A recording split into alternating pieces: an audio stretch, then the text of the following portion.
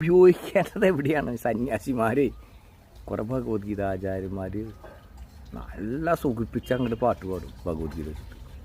അവർ പാട്ട് ഇത് കേട്ടിരിക്കണം അവിടെ ഇങ്ങനെ നനഞ്ഞ കോഴിനെ പോലെ. ഓ ആ എന്ന് പറഞ്ഞിട്ട് ഇതിനുള്ളതാണോ ഭഗവത്ഗീത? അവരോട് ചോദിക്കൂ മഹാഭാരതം എന്താണെന്ന്. മഹാഭാരതത്തിലെ ഈ കാലഗണനയും ഇന്നത്തെ കാലഗണനയും തമ്മിലും ആ കാലഗണനയായിട്ട് എന്തെങ്കിലും റിലേഷൻ പറയാൻ കഴിവുള്ളവർക്ക് മാത്രമേ ഭഗവത്ഗീതയെ കുറിച്ച് മനസ്സിലാക്കാൻ പറ്റുള്ളൂ. ഇതിഹാസങ്ങൾ എന്താണ്? ഇതിഹാസങ്ങൾ തുടർന്നുകൊണ്ടിരിക്കുന്ന സംഭവങ്ങൾ നമ്മുടെ കുടുംബത്തെ കലഹത്തിന് വേണ്ടിയിട്ടാണോ കൃഷ്ണൻ പറഞ്ഞേ? രണ്ട് രാജ്യങ്ങൾ തമ്മിലുള്ള കലഹത്തിന് വേണ്ടിയിട്ടോ? കൃഷ്ണത് എവിടെയാണ് പറഞ്ഞത്? കൃഷ്ണൻ പറയുന്ന ഭഗവത്ഗീത ശൈവശാക്തേയന്മാർ മുതൽ കുലധർമ്മികൾക്കടക്കം ഉപയോഗിക്കാൻ പറ്റുന്ന ഭഗവത്ഗീതയാണ്. ഭഗവത്ഗീത കൃഷ്ണ യജുർവേദീയമാണ്. ഉഗ്ര ചണ്ഡമസ്തയസ്ഥിതി ചണ്ഡാല എന്ന ഉഗ്ര ചണ്ഡക്രിയകൾ നടത്തുന്നവർക്കുള്ളതാണ്. 4 വേദങ്ങളിൽ അധർവം പ്രയോഗിക്കുന്നവർക്കുള്ളതാണ്. അധർവം പ്രയോഗിക്കുന്നവർക്കുള്ളതാണ്. യജുർവേദത്തിൻ്റെ ഉഗ്രത പ്രയോഗിക്കുന്നവർക്കുള്ളവർക്കാണ്. അത് കൃഷ്ണ യജുർവേദമാണ്. അല്ലാതെ ഭഗവത്ഗീത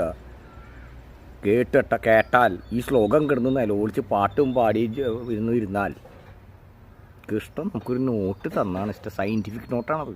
വേദപ്രയോഗർക്കുള്ള സയൻറ്റിഫിക് നോട്ടാണ് തന്നിട്ടുള്ളത്.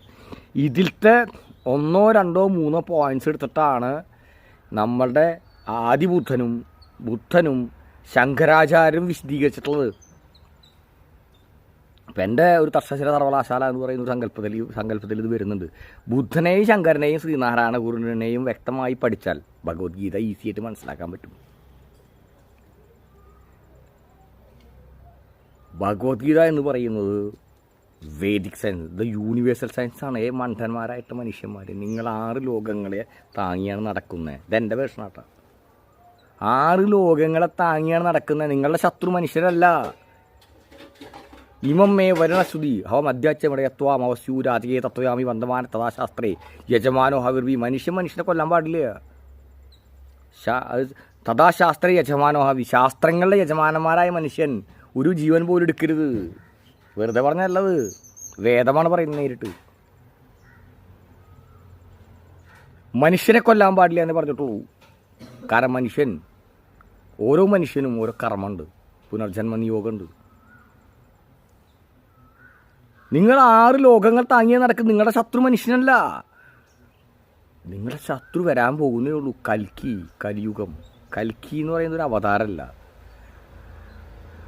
കലിയുഗം ആണ് നമ്മുടെ ശത്രു. കലിയുഗത്തിൽ